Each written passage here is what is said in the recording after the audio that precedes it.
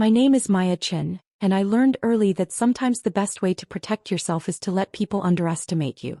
For 5 years I'd been the family joke, the broke startup kid, who couldn't afford nice clothes or fancy dinners. What they didn't know was that I was quietly building an empire while they dismissed every word I said. It all started when I was 23, fresh out of college with a computer science degree and a head full of ideas. My older sister, Rebecca, had just launched Anderson Tech, a promising software company focused on enterprise solutions. She was 30 then, charismatic, connected, and absolutely convinced she was destined for greatness. Our parents worshipped her. Dad would spend entire dinners talking about Rebecca's latest client acquisition or her appearance at tech conferences. Mom kept a scrapbook of every article mentioning Anderson Tech.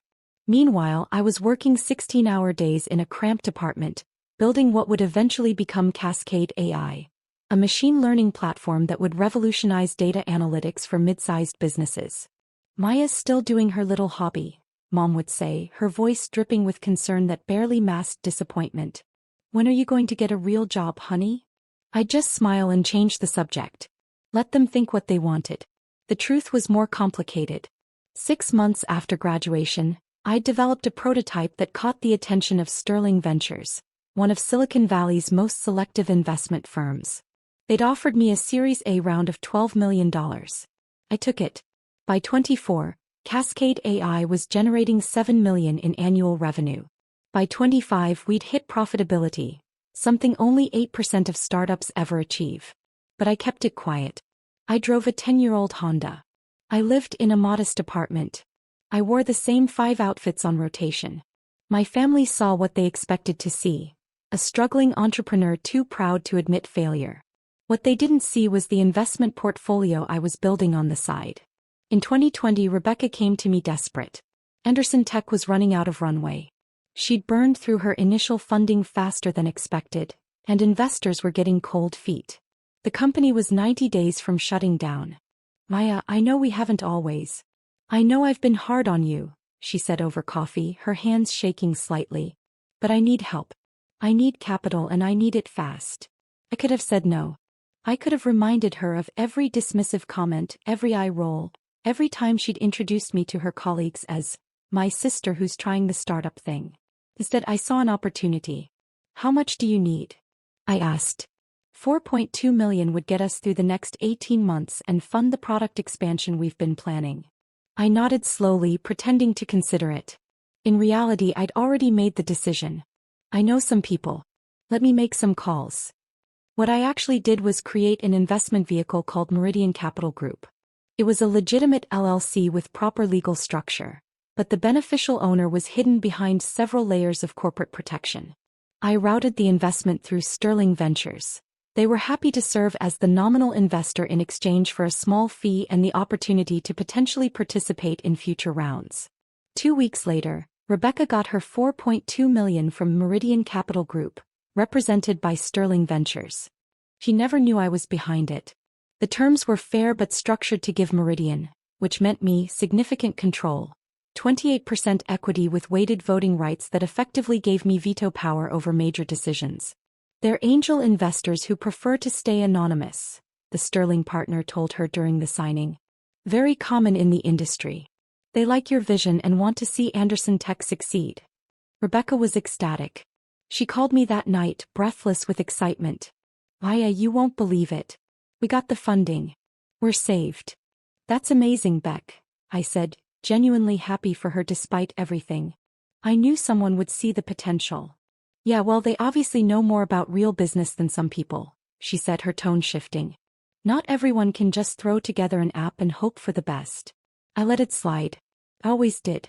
Over the next 3 years, I watched Anderson Tech grow. My investment, my $4.2 million, helped them scale from 15 employees to 60. They landed major contracts with 3 Fortune 500 companies. Revenue went from $800,000 annually to $12 million.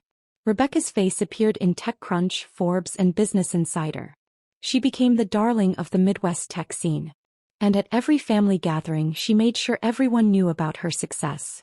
"Anderson Tech just closed another major deal," she'd announce at Sunday dinners. "We're projecting $18 million in revenue this year." "That's wonderful, sweetheart. Dad would beam. Maya, are you still working on that? What was it again? Cascade AI, I'd say quietly. We're doing okay. Okay isn't great, honey, Mom would sigh. Rebecca's company is thriving. Maybe you should ask her for advice? Or even a job. I'm sure Anderson Tech could use someone with your technical skills. Rebecca would smile, but it never reached her eyes. Maya's a bit too independent for corporate structure, Mom. Some people just aren't cut out for real business growth. What they didn't know was that Cascade AI had just been valued at $85 million in our Series C round. We had 230 employees across 3 offices. We'd been profitable for 3 consecutive years. Forbes had named me to their 30 under 30 list. I'd declined the photo and kept my name off the public version, citing privacy concerns. The industry knew my company, but I'd carefully kept myself out of the spotlight. I had my reasons. Partly, I wanted to build something real without the pressure of family expectations. Partly, I was curious to see how long they'd keep dismissing me. But mostly I was protecting myself. I'd seen what attention did to Rebecca. How it inflated her ego, how it made her mean, how it turned her into someone who needed to be the center of attention at all times. I didn't want that life. I wanted to build, to create, to make something meaningful without the circus. Meanwhile, I continued monitoring Anderson Tech's growth as their silent angel investor. I received quarterly board reports. I attended board meetings via video conference with my camera off, identified only as Meridian Capital representative. I watched Rebecca make presentations, celebrate victories, and occasionally make decisions I disagreed with, but never badly enough to use my veto power. I was proud of what she'd built, even if she'd built it partially on my money and entirely on her dismissal of me. Then came Thanksgiving 2024. Rebecca had insisted on hosting at her new house, a beautiful 4-bedroom colonial she'd bought in an upscale suburb. She spent the entire dinner talking about the house, about Anderson Tech's latest contract, about the vacation home she was considering in Colorado. Real estate is the key to building lasting wealth, she announced, gesturing with her wine glass. That's what separates people who play at business from people who build empires. I was sitting at the far end of the table, Rebecca's seating arrangement not coincidentally, picking at my sweet potatoes and trying to be invisible. Maya, are you still in that tiny apartment downtown? Aunt Linda asked, her concern sounding almost genuine. Yeah, it works for me, I said. Close to the office, affordable. Affordable, Rebecca interrupted with a laugh. That's such a diplomatic way to say cheap. But that's fine, not everyone has the capital for real investment. Uncle James chuckled. How's the app coming along, kiddo? It's not really an app, it's a machine learning platform. While we build real businesses, you play with your little app, Rebecca said, her voice cutting through the room. She smiled, but there was something sharp underneath it. It's cute that you're still trying, Maya. Really. But at some point you have to face reality. Some people are meant to be entrepreneurs and some people are meant to be employees. The table went quiet for a moment, then Dad laughed, that uncomfortable laugh that meant he agreed but didn't want to say it out loud. Mom nodded sympathetically. My cousins looked at their plates. Everyone was complicit in the dismissal. Everyone always was. I mean, it's been 5 years? Rebecca continued, warming to her theme. How much have you made? Anything? Or are you still just burning through your savings pretending you're building something? I set down my fork carefully. My phone was on my lap, under the table where no one could see. I felt that familiar sensation, the one I always got when Rebecca went too far. It was time. I'm doing fine, I said quietly. Fine isn't thriving, sweetheart, Rebecca said, using the same condescending tone Mom always did. Fine is what you say when you're too embarrassed to admit you're failing. Look, there's no shame in it. Not everyone can handle the pressure of real business. You're smart, you're technical. Maybe it's time to accept that your skills would be better used supporting someone else's vision. Like I said, Anderson Tech is always looking for good developers. That's actually a great idea, Dad jumped in. Maya, maybe Rebecca could bring you on board. Give you some stability, some real income. I appreciate the offer, I said, pulling out my phone, but I'm good. I opened my secure messaging app and typed quickly to my investment manager, David Torres at Sterling Ventures. Withdraw all funding from Anderson Tech, execute immediately. Authorization code, CHIN 2024 Theta 7. I hit send. Rebecca was still talking something about health insurance and retirement benefits, but I wasn't listening. I was watching my phone waiting for the confirmation. It came 10 seconds later. Confirmed. Withdrawal initiated. Board notification sent. Legal team standing by. Rebecca's phone buzzed. She glanced at it, frowned, and kept talking. So what do you say, Maya? Want to finally join a real company? Her phone rang.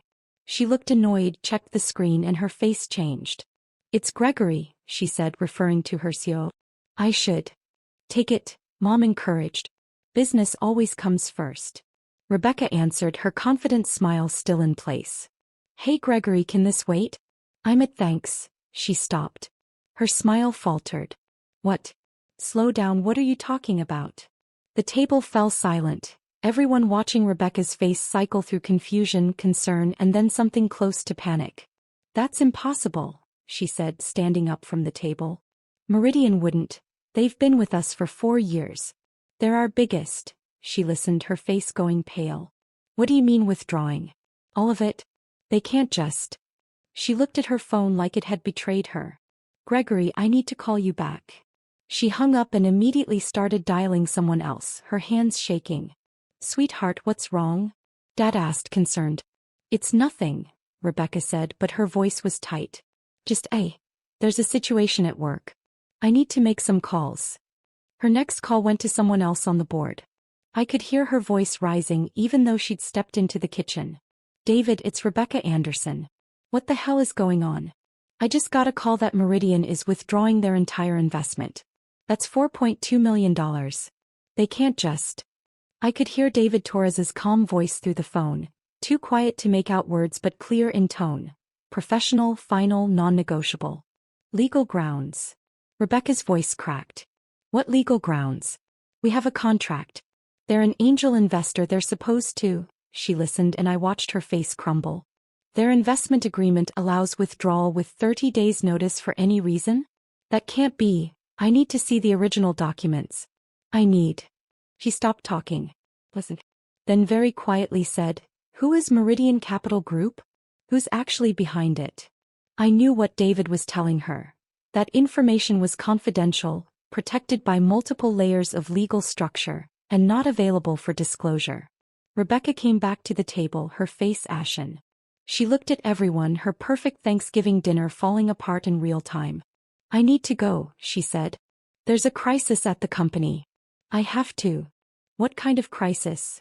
Dad demanded. Our primary investor is withdrawing their funding. $4.2 million. It could destroy the company. I thought you were thriving? Mom said, confused. We were. But that money is critical for our operations. Without it, we can't make payroll next month. We can't. She looked at me suddenly, desperately. Maya, you said you know people. You said you made calls when I needed money before. Can you? I can make some calls, I said calmly. But I can't promise anything. Please, she said, and for the first time in years she looked at me like I was a real person. Please. I know I haven't been kind to you. But this is everything. This is my entire life. I nodded slowly. I'll see what I can do. Rebecca grabbed her coat and left, already on the phone with her board chairman. Through the window, I watched her pace in the driveway, her free hand gesturing wildly as she argued with someone about emergency financing options. The rest of dinner was subdued. Dad kept checking his phone for updates from Rebecca. Mom picked at her food, worried. My cousins and aunt and uncle made awkward small talk about anything except Anderson Tech. I excused myself early, claiming I had work to catch up on. No one tried to stop me. The next morning I had a video conference scheduled with the Anderson Tech board. I'd requested it through David Torres, finally ready to reveal myself.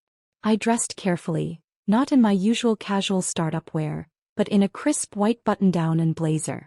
I set up in my home office, making sure the wall behind me showed my diplomas and awards, including the Forbes 30 Under 30 plaque I'd kept hidden.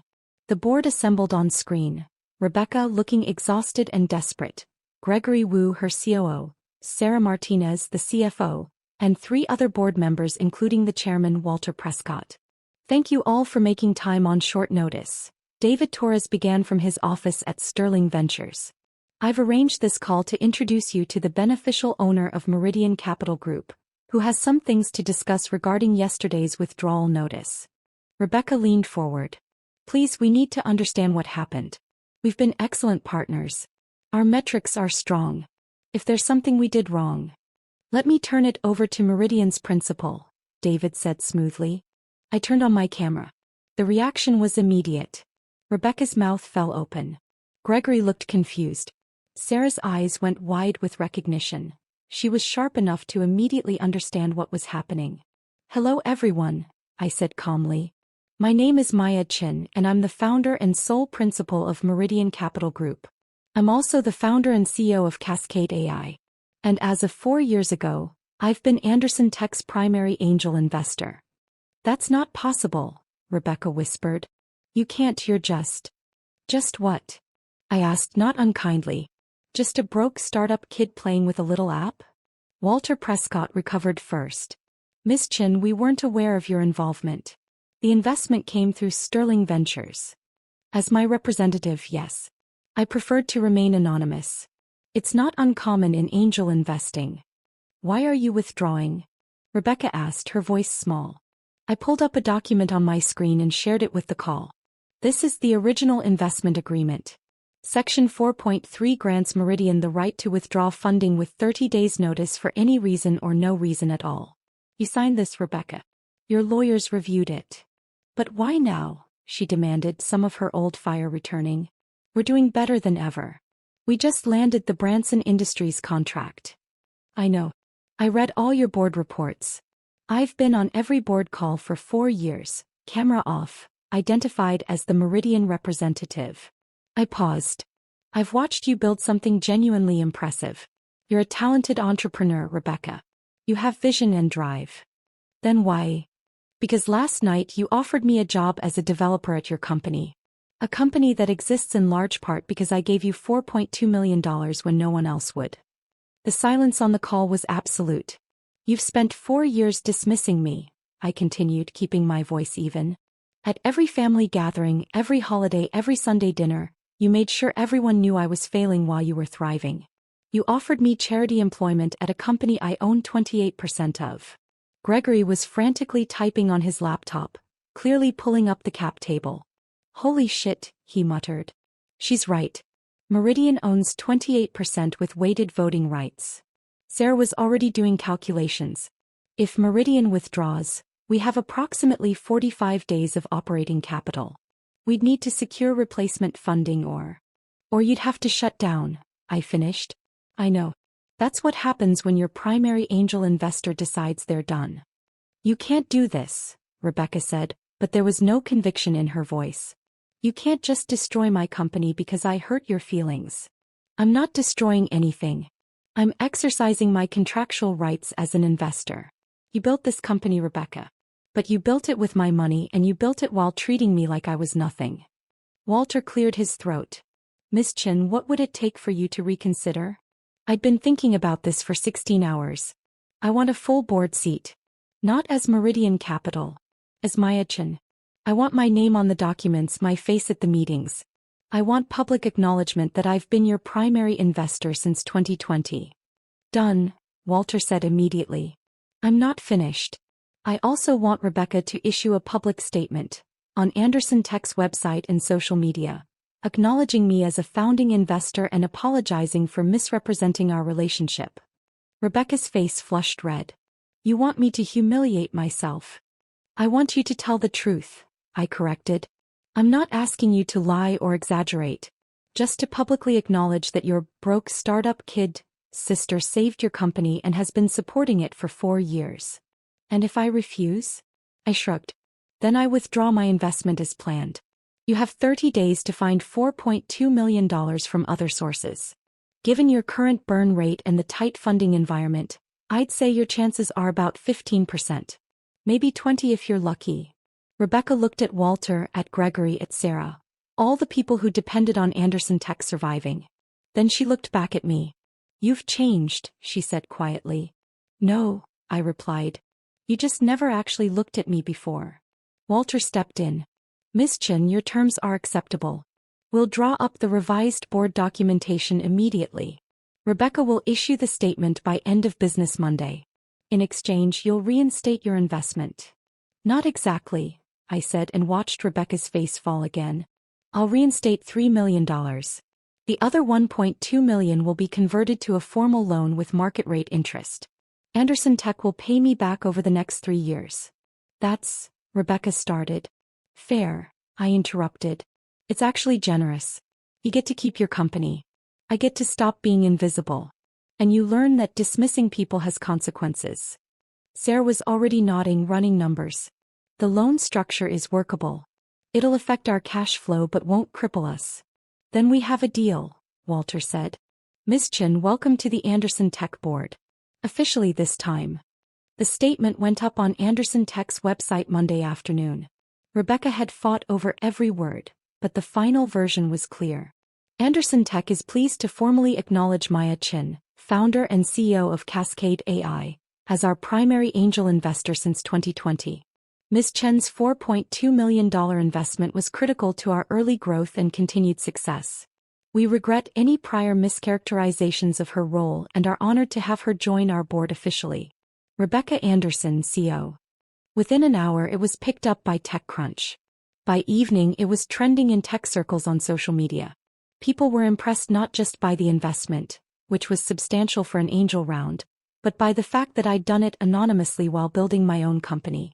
The Cascade AI PR team, who I'd been keeping on a tight leash for years, finally got to do their job. They confirmed the Forbes 30 Under 30 recognition. They revealed our Series C valuation of $85 million. They positioned me as a rare example of a founder who invested in other startups while bootstrapping their own success. My phone exploded with messages. Interview requests. Speaking invitations. Other entrepreneurs asking for investment advice. And one text from Rebecca. We need to talk. We met at a coffee shop halfway between our offices. She looked tired, older somehow. The stress of nearly losing everything had left marks. I'm sorry, she said before I could even sit down. Not just for the statement. For everything.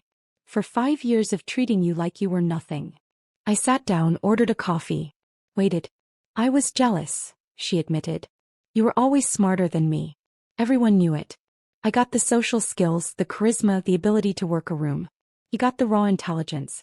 And I think I spent my whole life trying to prove I was just as smart. That I could build something just as significant.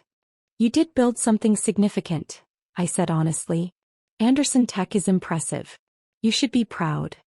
Built with your money, she said bitterly. Built with investment capital like most startups. The money was just money, Rebecca.